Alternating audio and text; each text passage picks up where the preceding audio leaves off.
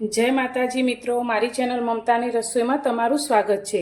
आज આપણે બનાવીશું ફરાળી મીઠાઈ, જે બે ટુકડા ખાવાથી ઉપવાસના દિવસે આખો દિવસ ભૂખ નથી લાગતી અને જરા પણ ભૂખનો અહેસાસ પણ નથી થતો અને ખાવામાં ખૂબ જ હેલ્ધી અને ટેસ્ટી બને છે।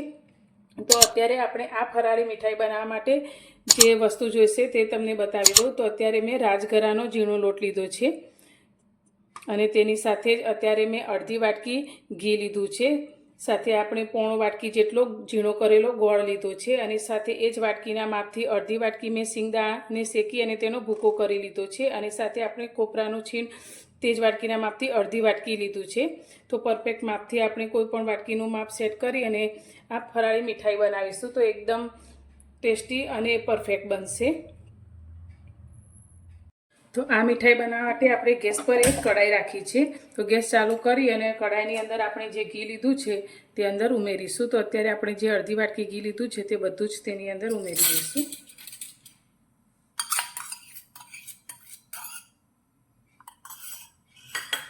घी आपणुं सारी रीते गरम थई जाय पछी आपणे तेनी अंदर जे एक वाटकी राजगरानो लोट लीधो छे ते अंदर उमेरीशुं। तो राजगरो खावाना घणा बधा फायदा छे। राजगरानी अंदर प्रोटीन, आयर्न, केल्शियम, फाइबर अने विटामिन सी भरपूर सुपर फूड छे। तो राजगरो ए तमे उपवास में खाई सको छो, पण साथे उपवास वगर पण जो अठवाडियामां एकवार खाओ तो आ राजगराना लोटना घणा बधा फायदा आपणे मळी रहे छे। तो हवे गैसनी फ्लेम आपणे एकदम स्लो टू मीडियम करी दईशुं अने आ राजगराना लोटने आपणे सारी रीते घीनी अंदर शेकीशुं। तो राजगरो खावाथी हाडका पण मजबूत थाय छे अने आपणा शरीરના जे सांधाना दुखावा थता होय ते पण दूर थाय छे अने लोही વધારવામાં પણ આ રાજગરો મદદ કરે છે। રાજગરાનો ઉપયોગ ખાવામાં કરવાથી લાંબા સમય સુધી બિલકુલ ભૂખ નથી લાગતી અને તેનાથી વજન પણ બિલકુલ વધતું નથી।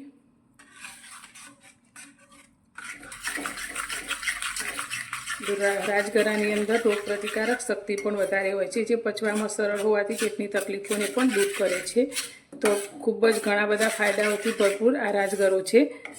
તો તમે ઉપવાસ વગર પણ આ રાજગરાનો ઉપયોગ અઠવાડિયામાં એકવાર કરી શકો છો। તો તમને આ બધા જ અઢળક ફાયદાઓ મળતા રહેશે। તો આપણે આ લોટને સારી રીતે શેકી લઈશું।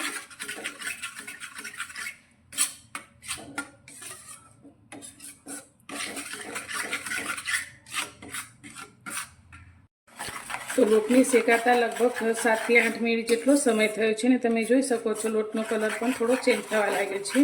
तो लोट आपणो एकदम सरस रीते शेकावा लाग्यो छे।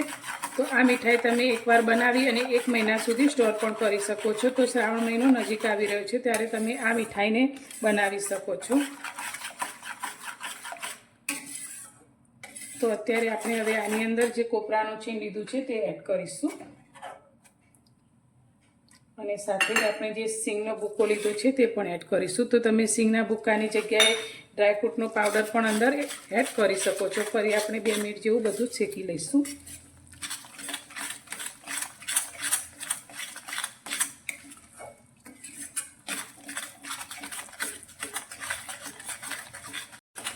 બે મિનિટ માટે આપણે બધી જ વસ્તુને શેકી લીધી છે। તો હવે આમાં ફ્લેવર માટે આપણે અડધી નાની ચમચી જેટલો ઇલાયચીનો પાવડર એડ કરીશું અને તેની સાથે અત્યારે મેં અડધી નાની ચમચી સૂંઠનો પાવડર લીધો છે તે એડ કરીશું। તમે સૂંઠનો પાવડર સ્કીપ પણ કરી શકો છો, પણ હોય તો જરૂરથી નાખો, ટેસ્ટ ખૂબ જ સરસ આવે છે। ફરી એકવાર મિક્સ કરી લઈશું। હવે આપણે અત્યારે ગેસની ફ્લેમ બંધ કરી દઈશું અને આ કઢાઈને ગેસથી નીચે ઉતારી દઈશું। તો આ મીઠાઈ બનાવતી વખતે આપણે ચાસણી બનાવવાની પણ બિલકુલ ઝંઝટ નથી। तो कढ़ाई ने हवे नीचे उतार्या पछी आपणे फक्त 2 मिनिट जेवुं आ मिश्रणने ठंडू थवा दईशुं। आपणे एकदम ठंडू नहीं करवानुं, पण फक्त 2 मिनिट जेवुं आपणे ठंडू करीशुं अने पछी तेनी अंदर आपणे गोळ एड करीशुं। त्यां सुधी आपणे जे थाळीमां मीठाईने सेट करवानी होय ते थाळीने पहेलेथी ज घीथी ग्रीस करी लेवानी छे। तो अत्यारे मैं थाळीने घीथी ग्रीस करी दीधी छे।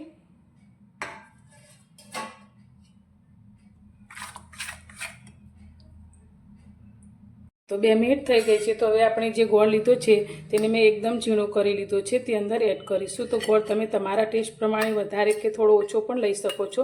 જો ઘરમાં ડાયાબિટીસના પેશન્ટ માટે તમે આ મીઠાઈ બનાવતા હોય તો ગોળનું પ્રમાણ થોડું ઓછું પણ લઈ શકો છો અને ઘી અને ગોળ ઓછું રાખીને પણ તમે આ મીઠાઈ બનાવી શકો છો। હવે ગોળને આપણે સારી રીતે મિક્સ કરીશું।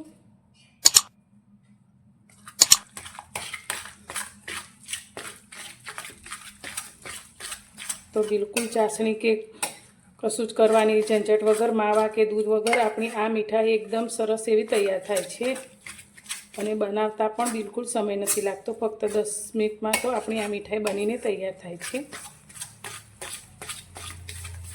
તો આપણું મિશ્રણ અત્યારે થોડું ગરમ છે તો ગોળ તેની અંદર સારી રીતે મેલ્ટ થઈ જશે।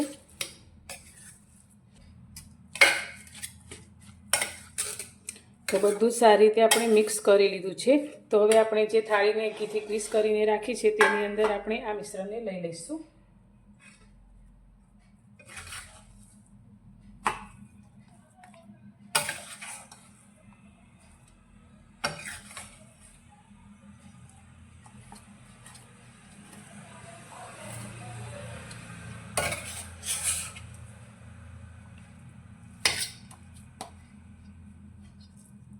તો મીઠાઈને મેં થાળીમાં સારી રીતે સેટ કરી દીધી છે। તો હવે ગાર્નિશિંગ માટે આપણે થોડાક બદામ અને પિસ્તાના ટુકડા લીધા છે, તેનાથી ગાર્નિશ કરીશું।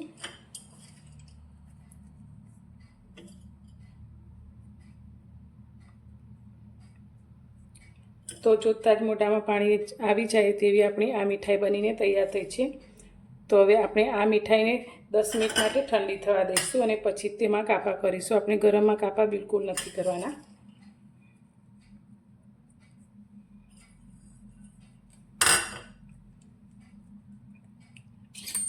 ચમચીથી આપણે થોડું પ્રેસ કરી લઈશું।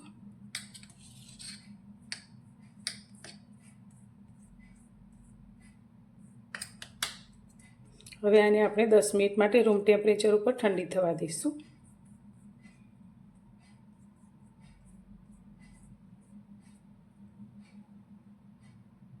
તો આપણી બનાવેલી મીઠાઈને મેં પંખાની હવા નીચે રાખેલી તો એકદમ સરસ એવી ઠંડી થઈ ગઈ છે। તો હવે તેની અંદર આપણે કટ લગાવીશું।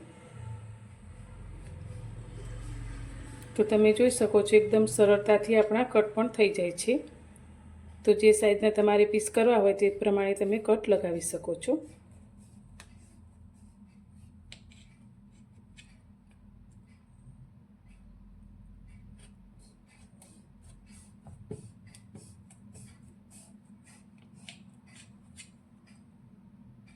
તો આપણે મીઠાઈમાં કટ લગાવી દીધા છે। તો હવે તેમાંથી આપણે પીસને બહાર કાઢીશું। તો એકદમ સરળતાથી આપણા પીસ બહાર નીકળી જાય છે। તમે જોઈ શકો છો એકદમ સરસ એવી આપણી આ મીઠાઈ બનીને તૈયાર થઈ છે। તો આપણી મીઠાઈ એકદમ સરસ એવી તૈયાર થઈ છે। તો જોતાં જ મોઢામાં પાણી આવી જાય તેવી અને એકદમ સરસ સોફ્ટ આપણી આ મીઠાઈ બનીને તૈયાર છે। મેલ્ટ એન્ડ માઉથ છે અને તમે આ મીઠાઈને બનાવીને 1 મહિના સુધી સ્ટોર પણ કરી શકો છો। તો એકદમ સરસ પોચી દાંત વગર પણ ખાઈ શકાય તેવી આપણી આ મીઠાઈ બનીને તૈયાર છે। તો તમે આને 1 મહિના સુધી સ્ટોર પણ કરી શકો છો। તો તમને મારી આજની આ ફરાળી મીઠાઈ બનાવવાની રેસીપી કેવી લાગી તે મને કોમેન્ટમાં જરૂરથી જણાવજો અને પસંદ આવી હોય તો વિડીયોને લાઇક કરજો, વધુમાં વધુ શેર કરજો અને મારી ચેનલ પર નવા છો તો ચેનલને સબસ્ક્રાઈબ કરવાનું બિલકુલ ભૂલતા નહીં। તો ફરી મળીશું એક નવી જ રેસીપી સાથે નવા વિડીયોમાં।